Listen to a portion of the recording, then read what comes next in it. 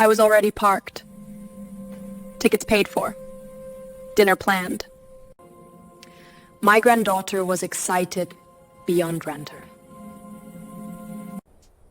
Then, 2 hours before the event, my phone rang. And her mother told me we weren't family anymore. She thought I'd roll over. She thought I'd still hand her everything. She was wrong. If you've ever had someone disrespect your time, your money, and your love, and then expect you to smile and take it, you're going to love this one. Hit like, subscribe, and settle in. Because this revenge was quiet, classy, and absolutely devastating. Let me take you back a bit. I'm a 49-year-old grandmother. My husband is 55. We're the kind of people who believe that family doesn't disappear just because relationships change. Our son, Colton, is 29. Several years ago, he split from Anna, the mother of his daughter, our granddaughter, Crystal. Crystal is 5 years old. Bright, curious, gentle, the kind of kid who lights up a room without even trying. Even after the breakup, my husband and I made it our mission to stay involved. Birthdays, holidays, random weekends. We bent over backward to include Anna and her new life. She has a new boyfriend now, David, and a newborn baby with him. We never complained, never made things awkward. We treated David like family because Crystal loves him, and that mattered more than our pride. Or at least, it did until that night. Weeks before Christmas, we all agreed on something special. A nighttime holiday event at a local petting zoo. Twinkling lights everywhere. Mini horses pulling sleighs. Caroling drifting through the cold air. A chuck wagon dinner with warm food and laughter. It was magical. The kind of memory you plan, not stumble into. My husband even offered to pay for everyone, because that's just who he is. Then, a few days before the event, he found VIP tickets. Great price. Kids got in free. VIP meant everything was included.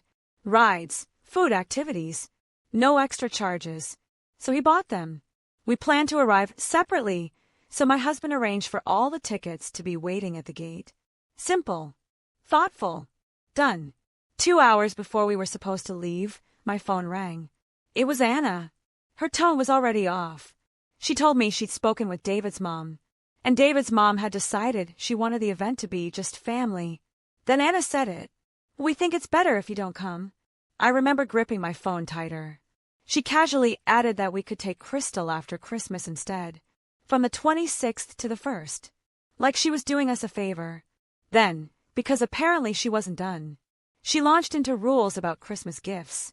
No toys, only clothes or jewelry, and if it had to be a toy, American Girl dolls only. My heart sank, because Crystal had already told us what she wanted.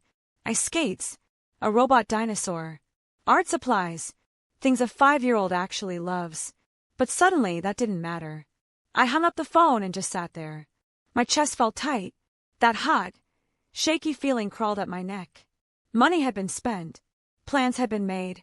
And she waited until the last possible second to pull this.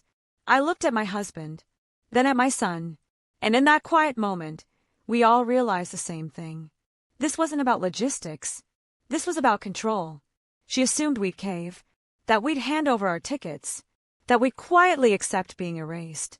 No apology, no hesitation, just entitlement. After a short conversation, we decided something very simple. We were still going. We weren't causing drama. We weren't yelling. We weren't begging. We were just following the plan she backed out of. We arrived early. At the ticket booth, my husband calmly explained that 2 VIP tickets wouldn't be used. Please, he said, give them to the next family with kids who doesn't already have passes. The girl smiled, nodded. Done. I felt something loosen in my chest. Not triumph, just peace. About 30 minutes later, my phone exploded. Anna was screaming. There were no tickets. She was embarrassed. She assumed we'd just give our tickets to her, David's mom, and her date. I let her finish. Then I said calmly, I'll gladly bring Crystal in. She's my family. But you told us you wanted it to be just your family. Silence. Then rage. They had to buy last-minute general admission tickets. Twice the price we paid. And unlike VIP, rides cost extra. Food cost extra. Meanwhile, Crystal walked in with us. Lights in her eyes. Laughing. Sleigh rides. Hot food. Music. She had the night of her life. Anna and the others followed us around, watching Crystal enjoy everything they now had to pay for. When dinner time came, they balked. Another $20 per person. They left early. As she stormed out, Anna shot me one last look and hissed, "You're a Grinch. You ruined my Christmas gift." I didn't argue.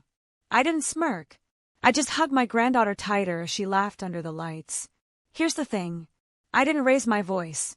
I didn't insult her. I didn't break a single promise. I simply respected her wishes, exactly as stated. She wanted just family. She got it. She wanted control. She lost it. And while she paid double and left early, Crystal stayed warm, full and happy. That's not cruelty. That's consequences. Sometimes revenge isn't loud. Sometimes it doesn't look like anger.